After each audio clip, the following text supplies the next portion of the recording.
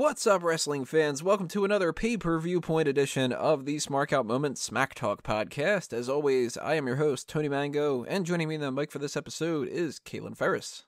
Let's take this podcast to the Bone Zone. Ooh, Ken Bone is our also guest star. I was just thinking because Halloween's coming up. A lot of people are going to be dressed up as him, which is going to be crazy. This dude was like a nobody until, 2 weeks ago?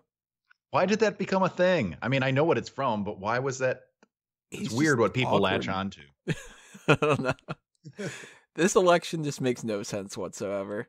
If the only person that comes out of this with like any positive is Ken Bone, then our history books are just going to be like, then somebody followed Obama. Let's just go, past that one and go to the next one. This reminds me, they should just scrap the voting and they should have a Hell in a Cell match, and whoever comes out victorious should be the next president. Ken Bone.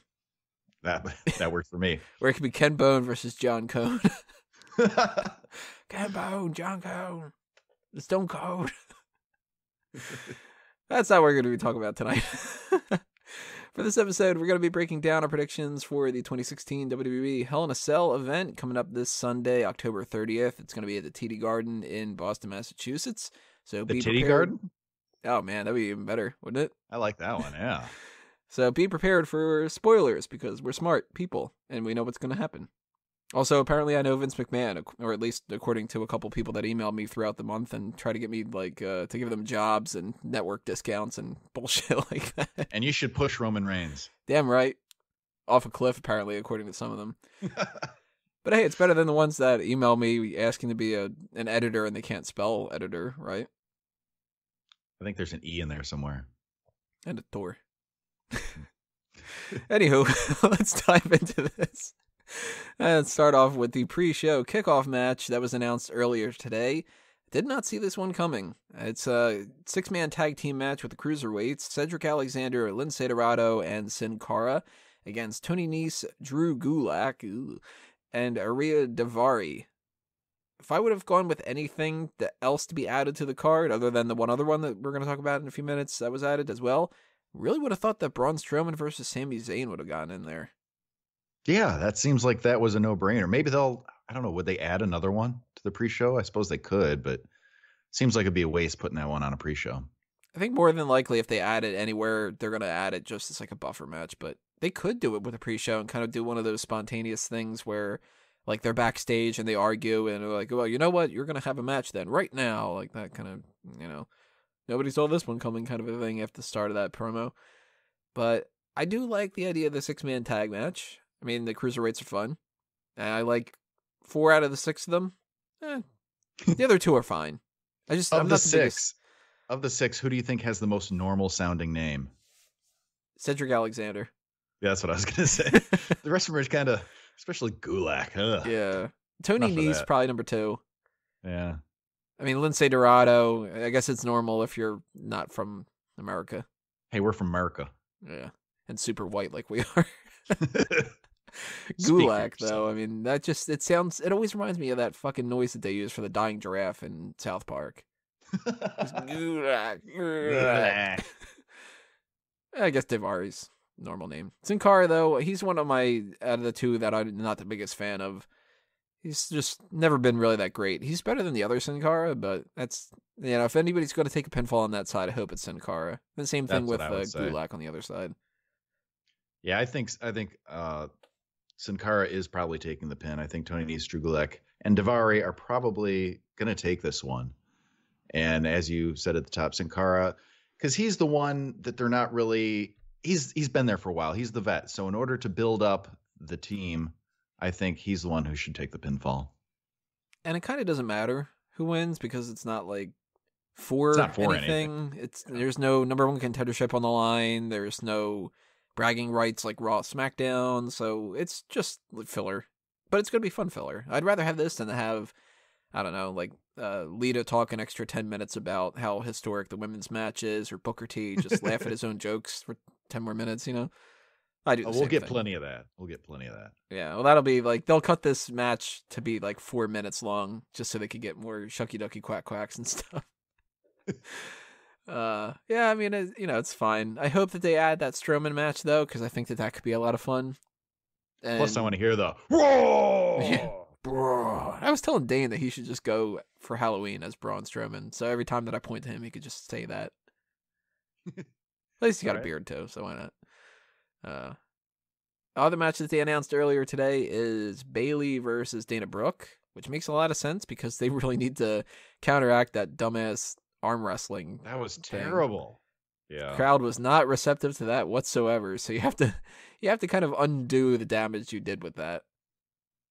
That was really a ridiculous segment. They need to go. They should have completely changed how they did that.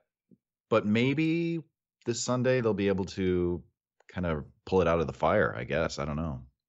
No, it's not a Inferno match. It should be. The Hell in a Cell is always shown being on fire. You'd think that one of these times they would want to make it a Hell in a Cell Inferno match or something. I mean, I understand hellfire, all that stuff. But yes, they should do a flaming cell. Yeah.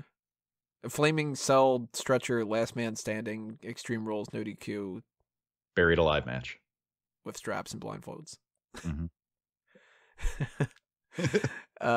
Yeah, I mean, I do like the idea that they're doing this match, though. I think that's only going to benefit Bayley and Dana Brooke. And, I can't think of any kind of time that an arm wrestling segment has ever really been that fun. So booking them in that was sort of dooming them to kind of get a downgrade. I'm trying to rack my brain to think. Yeah, I was trying to think when of the last one we had. That's a good question. It might have been when Mark Henry was doing the Hall of Pain thing or something. That long ago?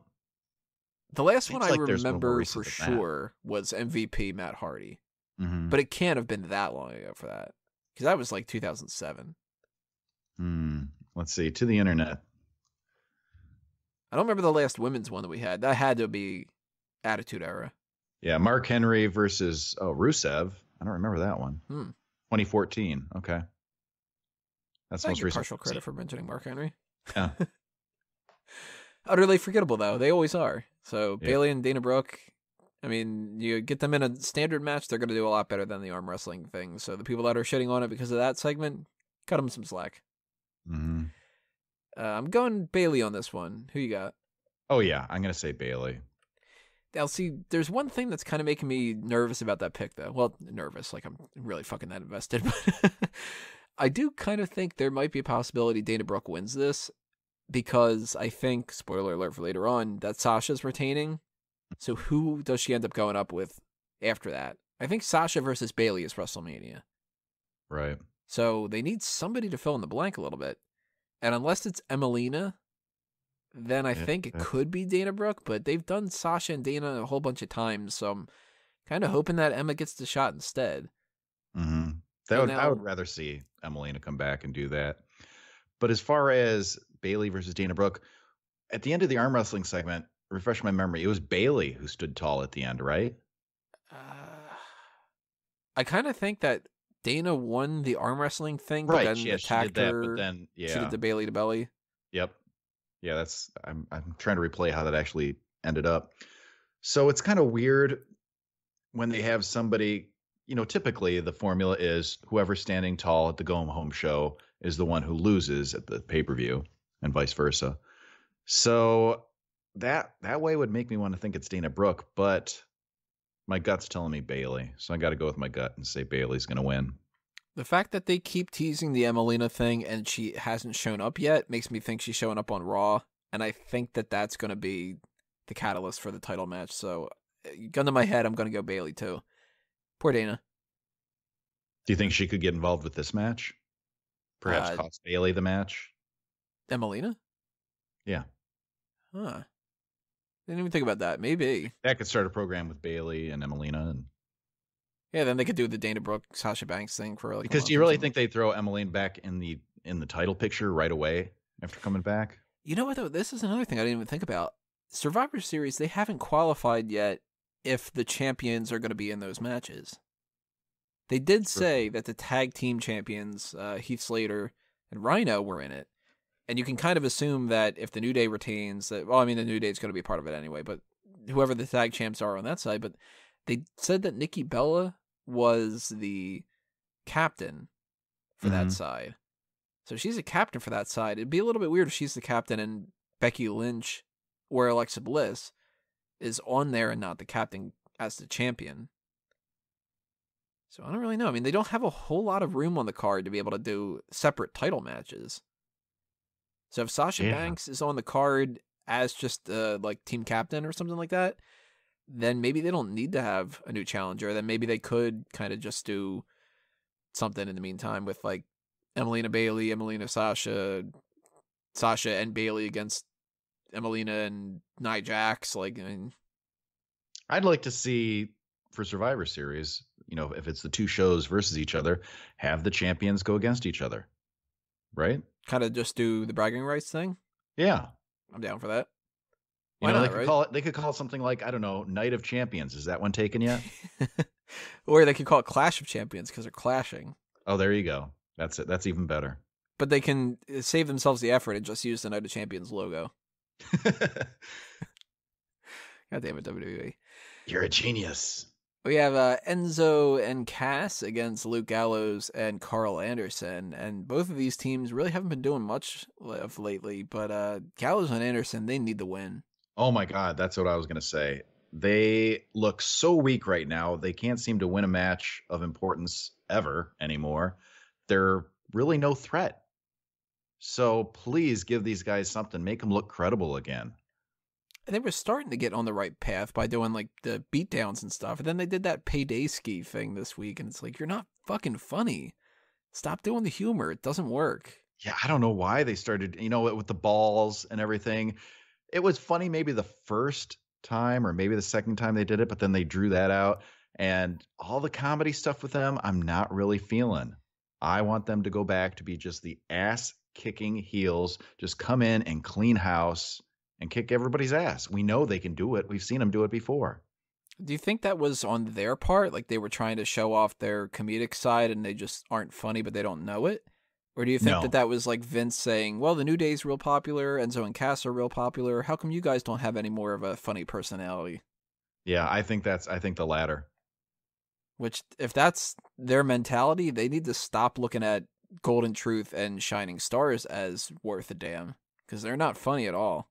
No. Ugh, hate them. Very tiresome. Now, I would be okay with Enzo and Cass winning this if they balance things out in the long run, but I think it has to go to Anderson and Gallows. Either way, Anderson and Gallows have to come out of this looking much stronger than they do right now because they're losing credibility. And as far as the tag team championship, tie that into that right now. New Day is going to be defending against Sheamus and Cesaro. Probably on the same page here. New Day has to retain. Oh, yeah, absolutely. They're going to break that record. If they don't, I am going to be so pissed off. And it's not just because it's Sheamus that would be winning the title and that I like the New Day. You're so damn close. Mm-hmm. And they're actually acknowledging it now. So it's like, that's on their radar. It's not something that they're just going like, oh, damn, we didn't realize that they were that close to it. There's a perfect out with Survivor Series. They don't need to have a title defense, so you don't need to worry about building somebody up. Sheamus and Cesaro have the perfect means to lose the match and not look weak because they are arguing with each other. And it's 3 against 2 because Xavier Woods or whoever is going to be on the outside. I'm going to be so pissed if they lose those titles. I agree. I think Cesaro and Sheamus have it in them to maybe win the titles down the road.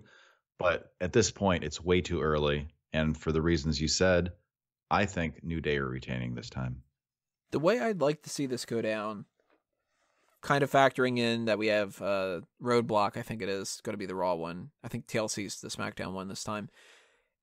I think that the best way to do this, leave your comments below if you disagree or agree or whatever. I think I'd like to see this go down. Sheamus and Cesaro lose the match, but they don't lose it just because they were arguing.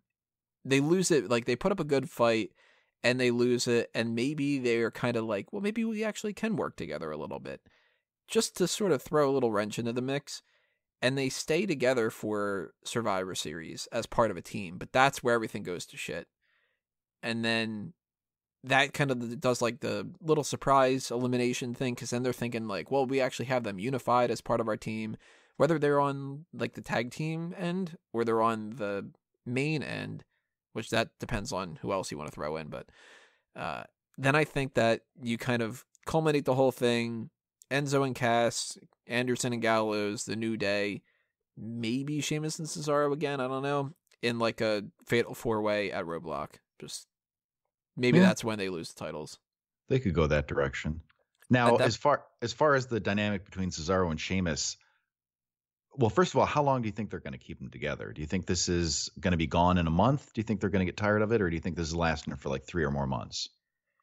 The pairing of them. Royal Rumble is coming up pretty soon, but that doesn't necessarily dictate that they need to stay together or separate. Because that's sort of like, they play around a lot around Royal Rumble time. Right. They don't seem to commit to a lot of different feuds.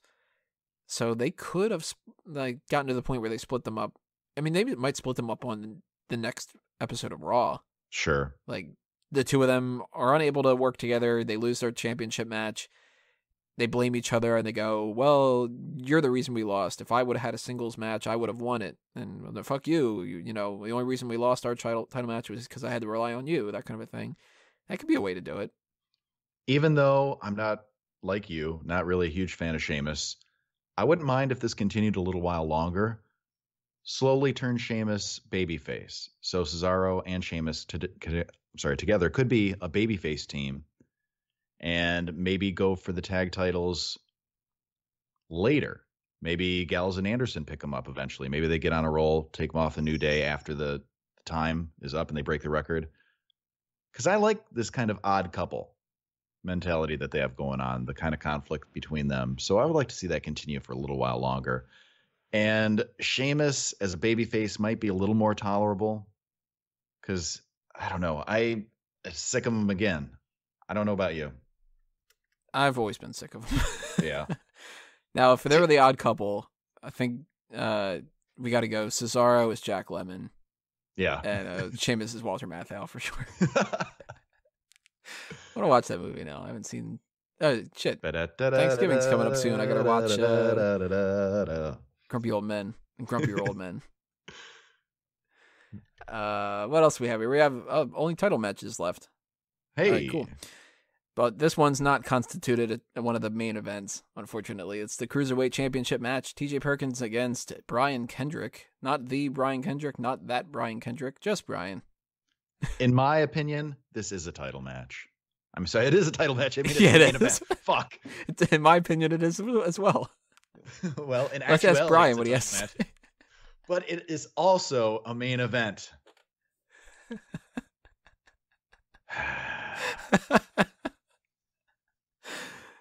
Well, what did we figure out was the statistics of this? It's 47% of their matches are main events, according. Yeah, like 43% of the main card is considered a main event. It's so stupid. I've been rewatching old Survivor Series pay-per-views lately, just putting them on in the background, and I started with like the very first one, and they really do, like, even back then, refer to so many things as like, you know, well, we've got this, like, you know, Girl Monsoon with the whole like, oh, high pitch kind of thing. They are talking about like one of their main events is going to be like, I don't know, Rick Martel against one of the Killer Bees and stuff, and it's like, oh, it's really selling out a lot of fucking stadium seats there. But unfortunately, they are not classifying this as a main event, although I do think that it has potential to be one of the better matches of the night. Oh yeah, I think this can be a really very good match. And I think one of the reasons why that's the case is because it's not going to be a Hell in a Cell match. I think that they need some buffer things every once in a while, and if we watch too many Hell in a Cell matches in a row, we're going to get tired of it. So if they put these to maybe like after the second one. That's what I'm thinking. I'm thinking this is probably going to be earlier on the card. Then that could be something where people are like, all right, I'm done with the Hell in a Cell stuff for an hour or so. Give me like just two people having a wrestling match. And then that could be actually a lot of fun, but I'm not too sure what to go with for a prediction because the more we get closer to it, the more I think that Kendrick might win. I think we're going to have a new champion. Out of all the titles on this card, that's the one I think could change hands the most. Mm-hmm. I completely agree.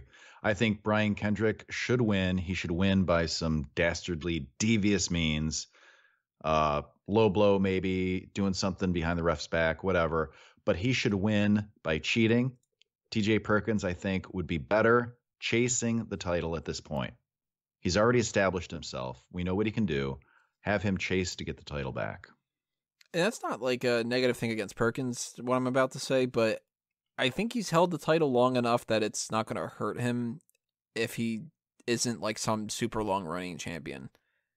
I'd like to see a new champion kind of get into the mix, and maybe Brian Kendrick doesn't even lose it to Perkins. Maybe he drops it to somebody else down the line, and Perkins can maybe even turn heel. He kind of strikes me as a guy that might be fun to to boo.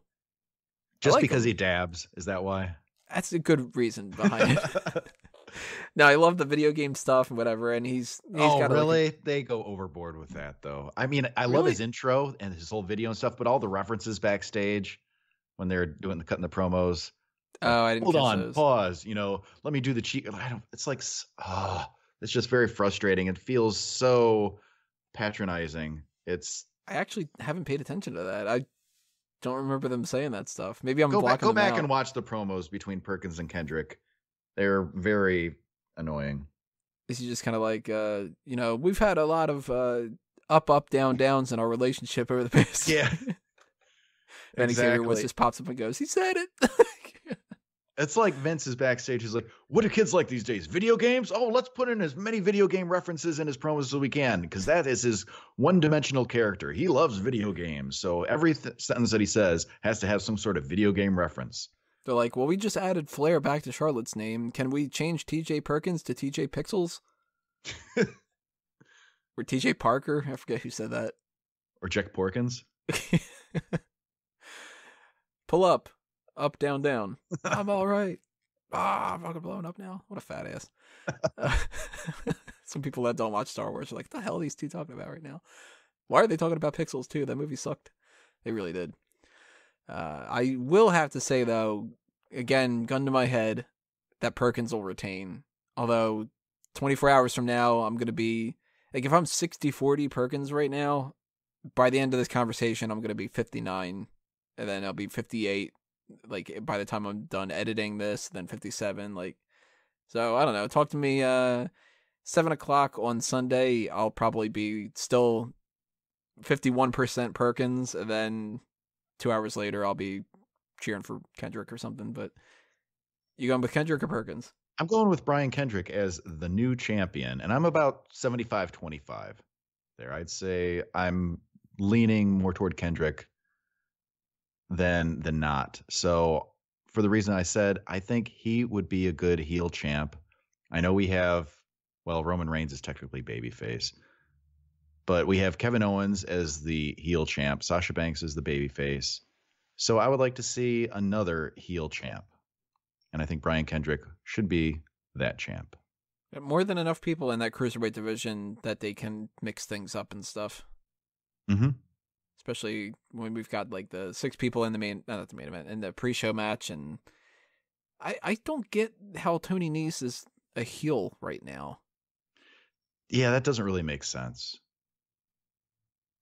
Either way, Kendrick and Perkins, watch out for that match. But we have 3 main events. Ooh. One of them is going to be first on the card, which is kind of crazy.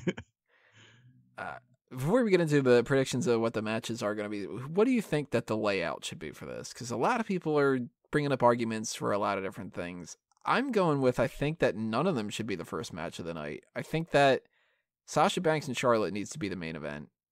Kevin Owens and Rollins needs to be close to the main event, but I think it should go after Roman Reigns Rusev. Before that. I think the opening match will probably be Enzo and Cass versus Gallows and Anderson. At least it should be, in my opinion. I know they love to start shows with Enzo and Cass to get the crowd hyped. Makes sense. As far as what the final match, the actual main event should be, I believe it also should be Sasha Banks and Charlotte. There's so many things working for its favor. Yeah, I mean, the fact that it's the very first one ever, that's huge. Yeah, it's kind of weird if you set something up that's a historic event, and then you go, yeah, but it doesn't really matter as much as something else. I can kind of understand if the Universal Championship goes on last because they just want to say the Universal title means the most. But if they wanted to really think that that was coming off to the audience, they wouldn't ever book anything other than the title match last. So it's kind of a spit in the face, I think, if they don't put it on last, the women's match. I agree. Especially since they announced it ahead of time and then they backtracked. It's PR Right. nightmare. It's like, oh, that's going to be the main event. It's going to be one of the main events, one of the 3 main events. It's like, come on. They're trying so hard to save that, aren't they? It's a That's triple main event. They're all equal, even though we don't really want that one to go on. It's like they wouldn't have classified the Roman Reigns Rusev thing a main event if it wouldn't be for that case. It's like when a parent has to say that they love all their kids equally. You know, Right. that's not true. There's that one little brother who's really weird. They don't love him as much. Yeah, fuck Kevin. So I think out of these 3 matches, actually the worst one, this is going to sound terrible, but I think the worst one is going to be the women's match. Although I don't think I have a lot of faith in the other 2 either. Yeah. And all 3 could be great. That's what's weird about it. I don't know. I have high expectations for Sasha and Charlotte because they know that this is groundbreaking. They have a very high bar set for them, and they're going to want to make the first one something to remember. So I think they're going to go full force, or they're going to go all out. And I think it's going to be really good. I don't think it'll be the best of the 3, but I think it'll be very entertaining. So my fear with the women's match is something that it's applicable to both the men and the women. So I don't want people taking this as like the women have this delusional idea, but a lot of times people will wrestle a match thinking that they're going to do something special and it just doesn't click. So Yeah. they can try their hardest to do what they think is like, well, we're going to go full force, like you're saying, and we're going to put everything out there and not leave anything on the table.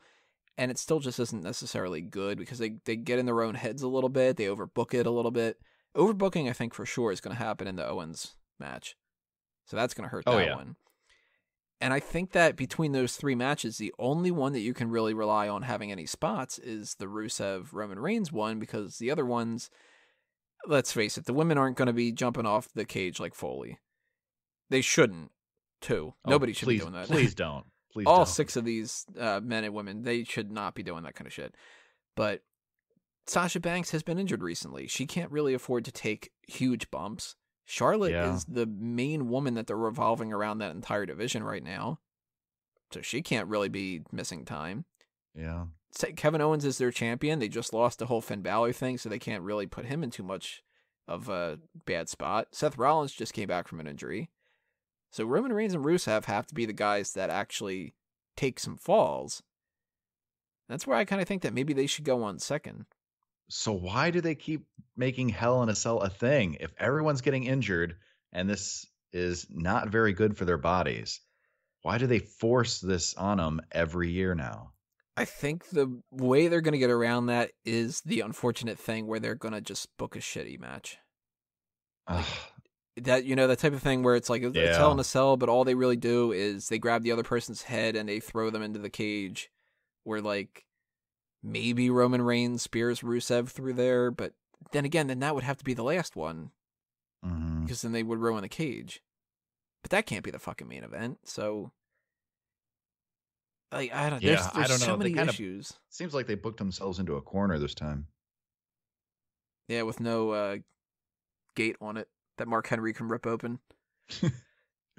I think there's a lot of potential to these matches, but I think that there's a lot of problems that can go in the way. So I'm kind of going into the pay-per-view hoping that it'll be good, expecting that it'll suck. I'm hesitantly optimistic, I suppose. I mean, I want to be wrong about it potentially sucking. I want these to be awesome. I want, like, Sasha Banks Charlotte to bypass the Sasha Banks Bayley match from, what was it, Brooklyn, I think? Mm-hmm. Yeah.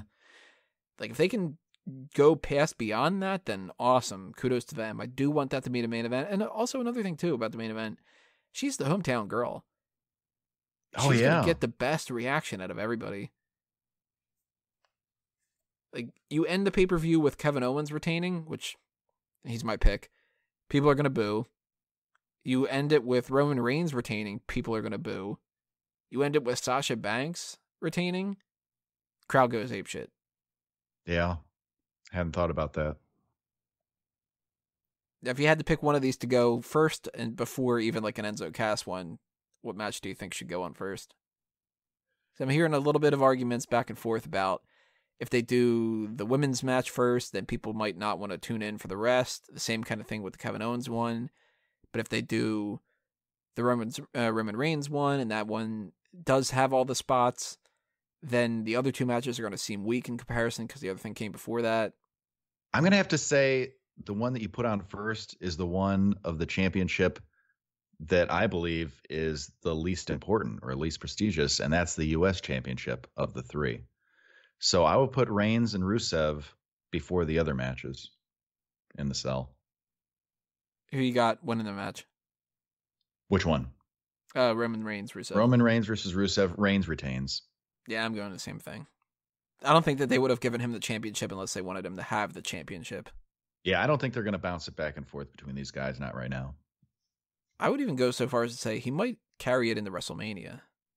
But I'm a little bit hesitant about that because it all depends on what they do with WrestleMania. I'm going like back and forth between, I think he's either going to fight Braun Strowman or Undertaker. I think Reigns, right now, I'm thinking Reigns will probably drop the title before then and actually be in the Rumble. But that's just wishful thinking. Oh, well, he'll definitely be in the Rumble. Even if he's the champion? Well, he's only a U.S. champ. Okay. I mean, they had Chavo in it the one year, and he was ECW champion. Yeah. They've done some weird things with that Royal Rumble. They had Dolph Ziggler that one year challenge for the championship and then join the Royal Rumble, too. It was like, did not see that one coming. I think he took like one of the Usos spots or something. It was just like kind of shitty thing to do. But you think they'll bring back Ellsworth, James Ellsworth, for the Rumble? That would be great. That'll be definitely going to be in the Royal Rumble. As long as they don't overexpose him between now and then. I think they'll sign him to an actual contract. You really think so? Mm-hmm. They're using him a lot. I mean, they got him on Talking Smack. They got him every week, I think, so far. It's been kind of revolving around Ellsworth for the past, like, 5 weeks. His T-shirt sales are, like, insane, apparently. Yeah, I thought that was funny. How the hell that sells, I have no idea. I don't know. But yeah, I think that he's going to be one of those surprises. And I don't think Roman Reigns is going to win that Royal Rumble. No. Unless maybe, and this is something I'm really hoping isn't the case, maybe they have him drop that United States Championship, he wins the Royal Rumble, and he's the one who challenges Kevin Owens because they're so deluded enough that they think that that's a good idea. And I don't hate Reigns, but yeah, Roman Reigns, Kevin Owens is not going to be receptive. No. People aren't going to be receptive to that, I mean. Unless it results in like a double turn or something. Yeah. I do think Kevin Owens is retaining the championship, too. I agree. Although, I don't really know how. Could be Triple H. What's going to be Jericho's involvement? Yeah, we still don't know. We haven't heard from Triple H. We don't know his thoughts on everything. We don't know his motivations between why he did what he did exactly. And we know Jericho is somehow going to make an appearance one way or another. Part of me almost wants Jericho to interfere and try to help Rollins, and then for Triple H to interfere on Kevin Owens' behalf. I don't think we're going to see Triple H this weekend.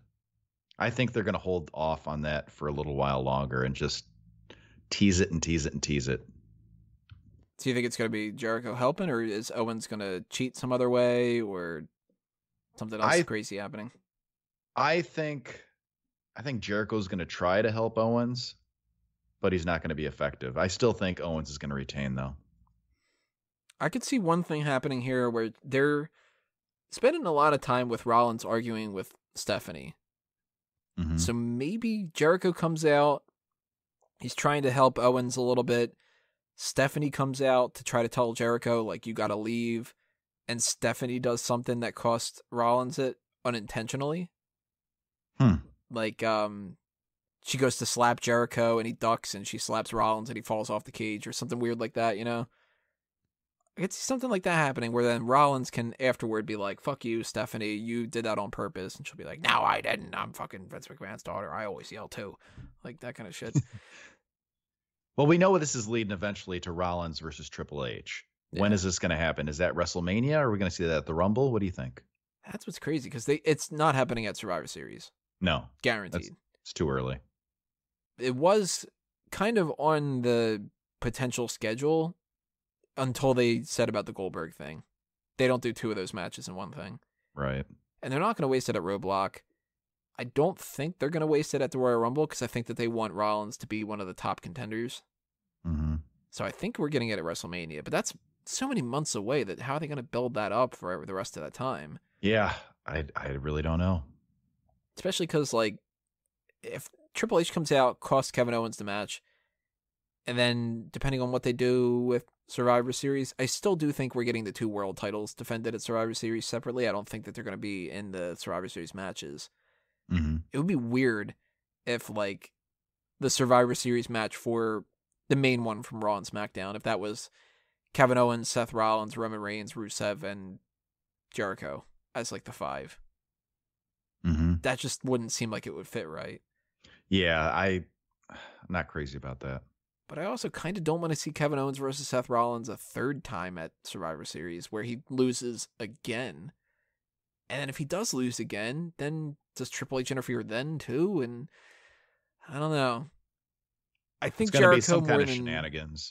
yeah, I think Jericho more than Triple H will interfere at Hell in a Cell. Yeah, And I shit, think that's too. I'd even rather see Jericho versus Owens at Survivor Series. Yeah, I think with the way they're pacing it now, that could easily lead to that at Survivor Series. And then Rollins can be the captain of He could be Team the Raw. special guest ref. That'd be interesting too. Owens versus Jericho. Then we have our Sasha Banks Charlotte match, which we were talking about a little bit earlier. I'm going Sasha Banks retaining here. I think that it would be a huge mistake to give it back to Charlotte. She's held it twice. She's boring. Yeah, it's going to get boos, but it's not going to be something that carries in the long run. You're totally right. Sasha Banks needs to retain this title. I hope down the line, Sasha Banks, I want to see Sasha Banks as a heel champ. Hopefully by WrestleMania. I hope she enters WrestleMania as the heel champ. I'm hoping the same thing. And then Bayley is the number 1 contender. So I think she should hold on to it at least until WrestleMania. And I would like to see her do a heel turn before then. But I would like to see her retain as a babyface this Sunday. And I still want to see that Charlotte Dana Brooke feud. They just dropped that out of nowhere. Yeah. So hopefully they pick that back up after this week. So I'm going the same thing with you with Charlotte keeping the title, going into WrestleMania as the heel, dropping it to Bayley. Sasha. Yeah. Yep, I think that's the best way to go. So hopefully that's what they do. Unless they can come up with something better I haven't considered. All right, now the over-under I'm going to set is 40%. Actually, no, I'm going to flip it. 60%. Over or under 60%. Sasha Banks starts crying after she wins within the time span that the referee still hasn't handed her her title. Wow. Yeah. That's a tough one, isn't it? And she's crying. Oh, of course. That's very likely. She's crying in the promo on Monday Night Raw. Yeah. I don't blame her. I mean, it's because it's the historic first women's Hell in a Cell match. So I think, yes, I think you're probably right. I think she's crying as soon as she pins Charlotte or escapes the cage. You can't escape the cage. It's not the cage match. That's right. As soon as she taps or pins her, she's going to be in tears. And you're going to hear, and she's going to be bawling. Yeah, you are correct. She's cute, though. We give her a pass. Oh, yeah. So, backtrack one more time. What do you think is going to be the best match of the night? What do you think is going to be the worst match of the night? Best match of the night? I'm going to say, let me see, looking down the card again. I'm going to say Kevin Owens versus Seth Rollins. I really like both of those guys. They're two of my favorites right now, especially Kevin Owens. So I have high expectations for that one. Especially interested to see how Jericho gets involved. I think it's still too early to bring back Trips, but we'll see. As far as the worst match on the card, let's see. Man, I'm going to have to say, gosh, it's hard to pick. I was going to say New Day versus Cesaro and Sheamus, but I'm going to go with, and we're not counting the pre-show match, right? Oh, you can count that if you want. All right, I'm going to say I'm not going to pick that one because that'll be entertaining. Yeah, I was going to say, I'm not picking it though. Damn it. I'm going to say Bayley versus Dana Brooke because Dana Brooke I'm still not sold on her as a worker. I'm not a fan. Bayley can carry a match wonderfully, but Dana Brooke is kind of a sack of potatoes. No offense to Rusev. I'm going to actually go with Enzo and Cass and Gallows and Anderson being the worst. Yeah, I could see that. Something about that throws me off. I don't know if it's going to be that they don't know how much they want to go into like the hard ass kicker role, or if it's going to be like Enzo and Cass win and Gallows and Anderson are going to be like, what? I can't believe we lost. That kind of bullshit. But I'm not having a whole lot of faith in that match, even though I like both teams. The thing, though, with that one, I think that'll have much more of a crowd reaction than Bayley versus Dana. Yeah, that's true. Which definitely adds a lot to a match. So that could make up for it. I got a feeling the promo that Enzo cuts beforehand is going to be better than both those matches. Oh, of course, yeah. And I'm actually going to go Roman Reigns Rusev for the best match of the night. Okay. I had a feeling they're going to do something a little bit weird. You were saying that might be the spot match. Yeah. The spot fest. Not a spot fest, but one with the big spots. I'd be totally up for it being a spot fest. I think that if those two brawl, it'd be so much better than if they try to wrestle. What was the one that, was it Roman Reigns versus Bray? Is it Bray Wyatt? Yeah. That had some good spots in it in the cell. I remember that. I remember it. It's like There's like all the past bunch that we've had, like the Ambrose Rollins one. Like I can't remember anything that happened in any of them. I think he did like an elbow drop, Ambrose. Okay, yeah, it was Roman Reigns defeated Bray Wyatt in Hell in a Cell. Yeah, I remember liking that one. Did he spear him through the cage? No, he speared him through a table. I know there were tables involved inside the cage. Yeah. Yeah, I can't remember that one. Then Go back and watch it on the WWE Network. Fuck that. I'll watch Survivor Series 95 where you can see Aldo Montoya and shit. All right, guys. Well, those are our opinions for the event. Make sure you leave your comments below. Tell us what you think is going to happen. What do you think about our predictions? Whatever else you want to run down. Obviously, when the pay-per-view happens on Sunday, we're going to be doing our pay-per-view post-show afterwards, so stay tuned for that, where we're going to be doing the reverse of this, reviewing the event, recapping what happened, giving our thoughts of what actually did happen, and patting ourselves on the back for the spoilers that we got right. But if you want to follow us all over the place, follow Smark Out Moment at Smark Out Moment on Facebook and Twitter. Follow Kaylin at Kaylin Ferris. What other stuff you got out to toss? Let's see. If you're going to be in the Ohio, Michigan, or Indiana area, you're on Friday, November 4th. You're going to check out the Aurora Gonzalez Believe Center in Toledo, Ohio. It's Northwest Ohio Wrestling's Uprising. It's a fun night of live pro wrestling. It's going to be a blast. Come check it out. Cheap tickets are available. And if on November 4th you're around my area, come see Doctor Strange and buy me popcorn. I like popcorn. Keep subscribing to the channel if you haven't already, everybody. Give us a thumbs up on this video if you haven't done that yet, too, because that helps out with our SEO. The more thumbs up we get, the better we show up in the search engine things. The more views we get, the more money we make, the more we can do crazier shit. So all the better for all that other kind of stuff. But that'll do us in for this episode of the Pay-Per-Viewpoint Smack Talk podcast. Thank you all for listening, everybody. This has been another Smark Out moment, and we're being counted out.